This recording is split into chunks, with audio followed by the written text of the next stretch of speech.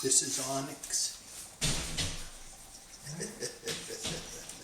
Look at that rascal. Oh, he's a beautiful fella. Oh, he's magnificent. Oh my goodness. Tuva, this is some unbelievable fella you got here. Oh, that's a good boy. Oh my goodness.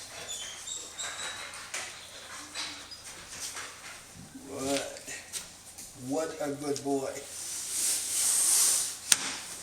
So I'm here today. We got a really fun day going on. So Tuva finally, she had her litter. Oh, wow. That was quite the process. Tuva's a little hard to get bred, but we stayed the course. We kept the males trying, and she wanted to have a litter. Now Tuva had 2 pups, and one came out, and he was born still. It was an unfortunate thing, but it can happen, and just luck of the draw, it happened to Tuva, right? But neither here nor there, she has an incredible male. Oh my goodness. Ayla and Rhea settled down. So this guy's only a few days old. He pretty much comes when I call him already. And Tuva is the greatest mother ever. She could have raised 10 easy, but it don't make a bit of difference. Whatever she had, she had. Tuva's pretty much my most loyal dog. So this pup will be just the greatest rock star in the world. Rhea, I brought a couple dogs in because there was a bunch of logging going on out front. They're cleaning out around the power lines. So, a few things I want to tell you about a dog like this. When you have this caliber of female and the caliber of male of Karoo, and you end up with this pup. This pup, you see, she's such a good mom that he'll never make a sound and she won't be there. He'll be so spoiled. So I have to raise him a little bit different. I have to raise him to be a little tougher. I have to run him with the males. I have to make him crawl a little bit. I have to roll him a little bit. We don't want him to be a little panty waist. We don't want him to be a mama's boy.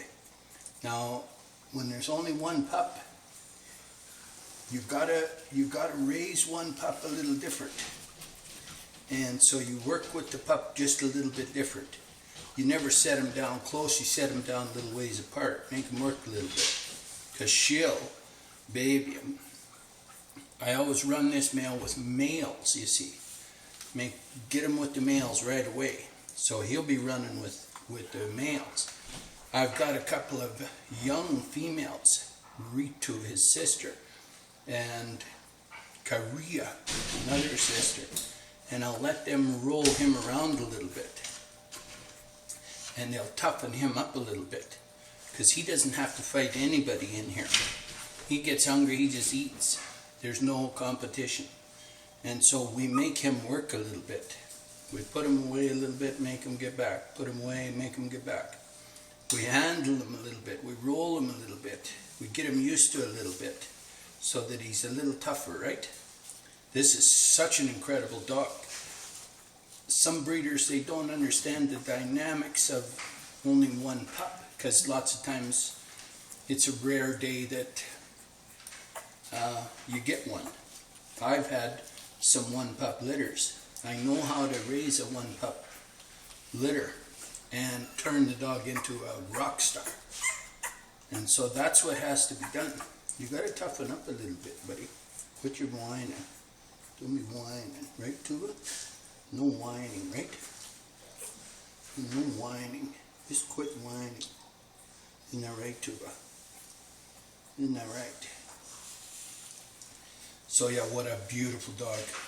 Now, the other advantage of having one dog, one pup, there is some seriously good advantages about it, is because they grow absolutely to full potential, right? I mean, he's like gaining like 3 pounds a day. Not 3 pounds a day, but you know what I mean. He's so roly-poly fat. It's unbelievable. So he'll grow right to full capacity. He'll have a very, very close modeling relationship.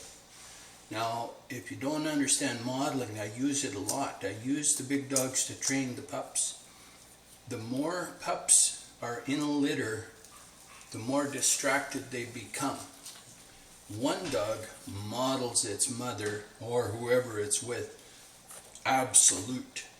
And so when you use modeling to train, this dog learns at light speed, because that's it. It's just him and the other dog. There's no distractions. He doesn't have to worry about the other dogs. Now, because I have full tilt males, it's a very crucial element in a litter of any size to have full tilt males around. And when I talk about a full tilt male, lots of breeders don't have males. They either take the female to get bred, or they bring the male in and get the female bred, and the pup is raised always with the female. You don't get the full dynamic range of training, of adjustments, of behavior all the behavior, all of the social aspect, the rank training, all of those things. You need to have the males. But having the full tilt males is even different. You don't want the baby males. And so putting this guy out there with the big boys is a huge thing for him, because he has nobody pushing him around.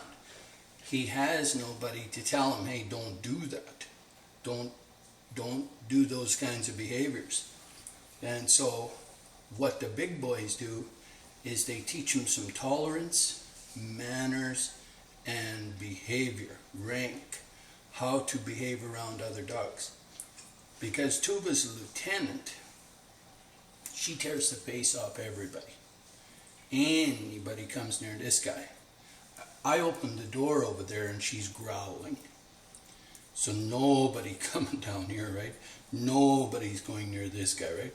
So you need to have some very, very competent males so they don't get their face ripped off, and she can still be out with this guy. But in many cases, I'll run him right as fast as I can without her. But she can come a lot. But we got high-ranking males, so she can run with them. But when you have such a dominant female like this, and has no problem tying right into males, it takes good, solid males to be able to instill in the pup how to deal with things. So it's quite crucial. So lucky for us, we have everything we need, of course. You come by me for a minute, big fella. Bud, you just come by me. You just stay by me for a minute here. Quit whining. Don't be saying anything. Get right up here by me. Good boy, that's my boy. Bud.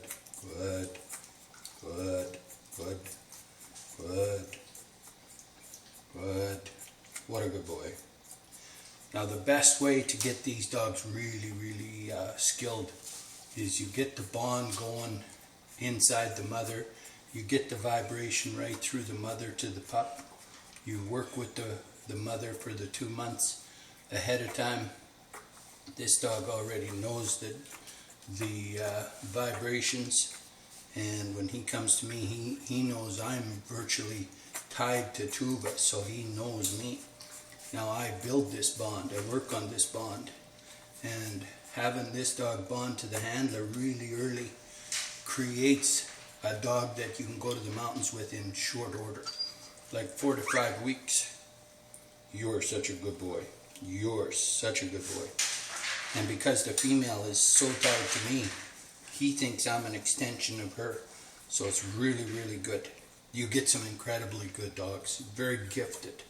And Tuva's exceptionally gifted, so is Karoo. And then we put him back again, let him crawl a little bit.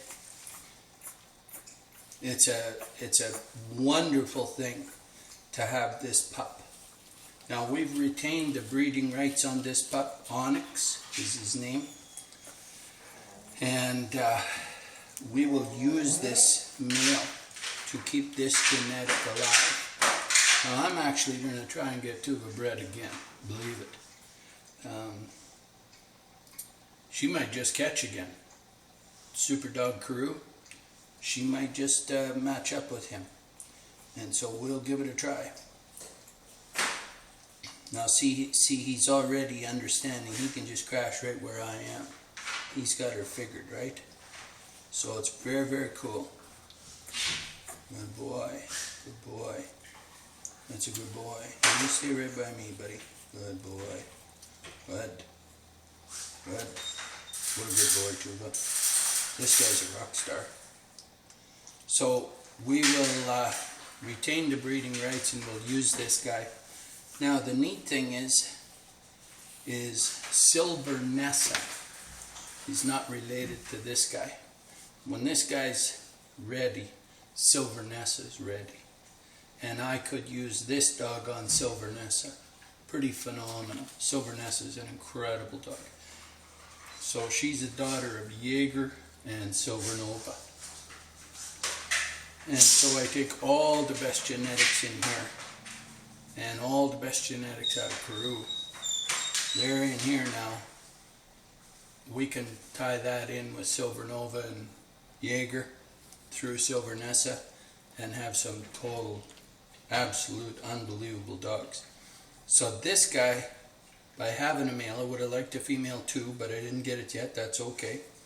But I can preserve the male side of this, which is very, very good. So I'm really excited about this male. And he's probably, right now, one of the very best genetic combinations that are available in North America. Worldwide, he's probably as good a dog as there is in the world today too. He really is incredible. He's quite the rock star. I'm so thrilled with him. I'm happy Tuva got to have a litter again. She wants to be contributing. She wants to be adding she wants to contribute. She wants to be able to be a part of everything, and she's such a good mother. Probably one of the best I have. Even though she doesn't have many pups, she's one of the best mothers. And so it's very, very good. And so because she's such a good mother, I have to do a very, very good job with this dog. Because there's dynamics when you only have one pup and you have such a good mother. The little guy, I mean, he gets pretty demanding. He even squeaks, boy, she's right there. So we will give him some tolerance, give him some ability to not be spoiled, if you would. He'll be a good boy. And he'll be a full tilt male too. That's the beauty of having my big boys outside. Yeah. If you raise this guy all by himself with just Tuva, no male interaction, he'd be so spoiled he'd be like a mama's boy, if you know what I mean. So, yeah, this boy, he's going to be just a total rock star. He'd be unbelievable. Yeah, Tuva will do such a wonderful job with him. And the big boys I got, they know how to do it too. So it's really good. And Karoo, wow, what a good boy for him to run with. Karoo's just a young male, but he's good. So yeah, look at this guy. Can you believe it? He's just such a perfect dog. Yeah. Can you imagine the bond us three will have? We can cruise the mountains at 4 and 5 weeks. the three of us. Can you believe it? And I mean, go total isolation as far as he can go. She's the best hiker in the world. Yeah, talk about a well, like this little guy, I'm telling you, wow. So the other great thing that's going on is Letta and Sage are now bred to Karoo. So there are these little guys coming right away. So we have more of these guys. Now I just want to point out to you guys that this little guy is absolutely flawless. He has no flaws. He's the perfect Elkhound, this little guy. He's absolutely perfect. All the features are absolutely perfect. Did you know that Tuva has like a 12G grandma that is one of the very first hunting champions out of Norway that went on to become an international champion way back, one of the very best females in the world, one of the most prolific too. But she raised some incredible sons, that dog, and one of those ancestors, one of those descendants of her line was R.M. Kajak. Now I may not pronounce that exactly right, but that's okay. R.M. Kajak was one of the very best males in Norway, just this incredible hunting dog, and he's not that far back in Tuva's lineage. And his handler, he became a Norwegian hunting champion. He went on to become a Swedish hunting champion, and they took and ran him in Finland, and he became a Finland hunting champion, and he earned his Nordic champion title, and they showed him as well, and he got that title as well, and he got a bunch of other titles also. That dog was incredible, and that runs in this little guy. Now Karoo's genetics are extreme, just pure hunt lines too. So the hunt capabilities of this little guy are insane. But what's very unique about this pup is that he has, all of the breeders over the years have focused this dog on handler focus. That's why he's so geared to me already. It's in his genetics, it's in his DNA. He came out wanting to work with the handler. It's a natural form. So this will be one of the best handler focused dogs on the planet. I mean, it'll be profound what this dog can do. Quite amazing. So yeah, pretty excited. Now Tuva kept me sleeping in here for about 36 hours. So we had quite the time together, because she decided about 24 hours ahead of time to fool me and think she was coming in, but she wasn't quite ready. So we spent about 20 hours before she had this guy. And then she waited a long time to have the other guy. And then I didn't think she was quite done yet, so I spent pretty much another full sleep in here. So we've been bunking out together for a long time. But it was all worth it. All worth it. I've been wanting this pup for a long time. I would have enjoyed a female too, but male or female, it's neither here nor there. As a preservation breeder, I wanted this genetic, and I wanted it preserved, and I got it. And so we'll use this guy. Look at how calm he is. He's just chill. Yeah, it's really good. You can hear Crew. I brought him in too, because Letta want to have her hook up one more time if they can. He might be done.